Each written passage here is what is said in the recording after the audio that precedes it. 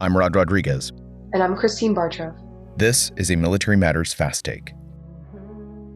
This week, we're revisiting the cases of Fort Hood Specialist Vanessa Guillen, PFC Gregory Wedel, and PFC Brandon Rosecrans. Since the last Military Matters episodes, these cases have seen memorial services, rallies, and arrests. PFC Brandon Rosecrans, the 27-year-old Fort Hood soldier found shot dead in Harker Heights, just outside of Fort Hood, on May 18th. Rosecrans was honored in a memorial service August 6th.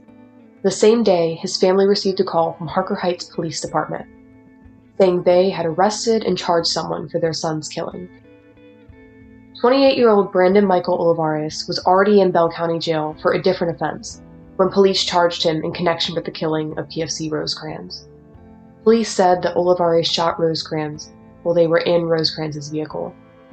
The Jeep was later found burned, about 3 miles away from Rosecrans' body. Olivares' girlfriend, Estrellita Falcon, was seen on video driving Rosecrans' Jeep, according to KCEN-TV.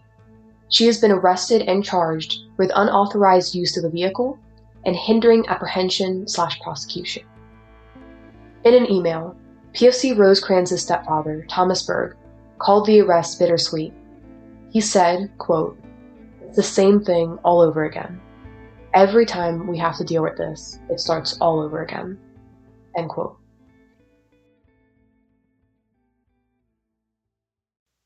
Specialist Vanessa Guillen, the 20-year-old Fort Hood soldier who was killed on post April 22nd. Specialist Aaron Robinson is believed to have killed Guillen in a small arms room. When confronted by police on June 30th, Robinson killed himself. Cecily Aguilar, a civilian and Robinson's girlfriend, is being held in connection with Guillen's killing. She currently faces 3 charges, including 2 counts of tampering with evidence.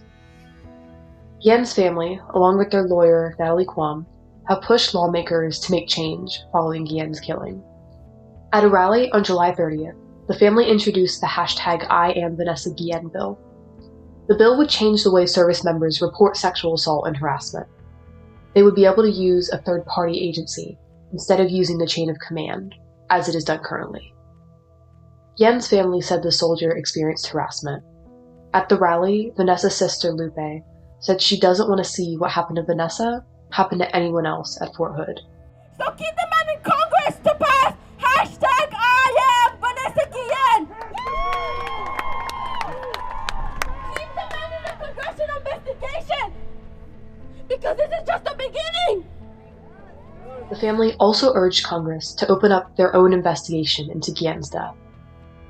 The public will get a chance to pay their respects to Specialist Vanessa Guillen on Friday. A memorial service will be held at Cesar E. Chavez High School in Houston, on the same soccer field she played on while she was a student there. PFC Gregory Wedel, the 23-year-old Fort Hood soldier whose remains were found in Killeen on June 19th, was finally laid to rest in a military funeral after his family fought to remove his deserter designation. Following his disappearance, Wedel was labeled a deserter, a label which prevented him from receiving a military funeral, even after his body was found.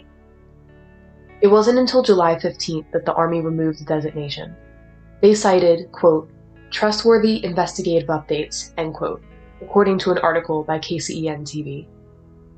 In an email, Wedel's mother, Kim, said, quote, "Honestly, I don't care why they changed it, just glad they did," end quote.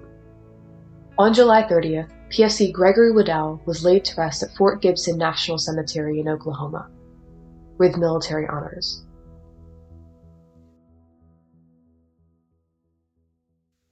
Fort Hood is undergoing an independent investigation to determine the cause of recent violence and misconduct, according to Army Secretary Ryan McCarthy, who visited the base August 6th.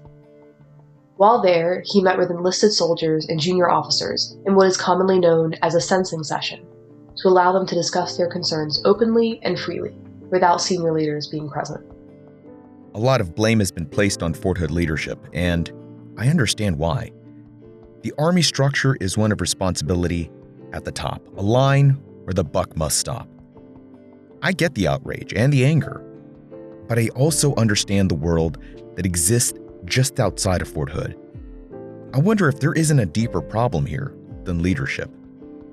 Do the towns outside our military installations represent the values of the people that serve inside them?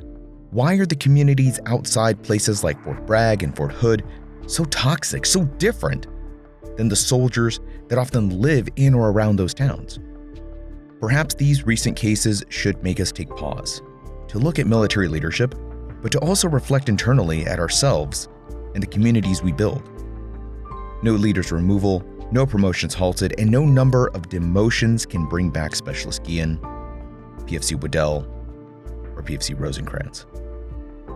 What we can do is keep the spotlight on those cases, remember their sacrifice for a better, safer military, because the moment we let their memories fade, we're going to be looking again, searching for a missing soldier, hoping that what we find isn't all that remains. Special thanks to our guest host, Christine Bartruff, who's wrapping up her internship here at Stars and Stripes. Thank you for all your hard work. No doubt we'll be hearing more from her on Military Matters. Folks, Stars and Stripes is on the chopping block. Congress wants to cut funding. Simple as that. Stars and Stripes has been there for you through deployments when you were overseas, while you were at sea, and we want to be there in orbit supporting Space Force. But we need your help. You can subscribe to Stars and Stripes using promo code podcast and get 50% off your digital subscription. Or tell whoever you think can make a difference that you want to keep the lights on at Stars and Stripes. I'm not a service member, and I read Stars and Stripes. I swear to God we're not paying her to say that, unless we did. Look, subscribe today, save 50%, and keep the tradition of non-biased, no-spin news alive and well for the future generations of service members. Next week, Stars and Stripes is taking a look at, or should I say, a look up, at the skies. But we're not looking for airplanes. Make sure you tune in to Military Matters next week. I'm Rod Rodriguez. And I'm Christine Bartruff. This was a Military Matters Fast Take.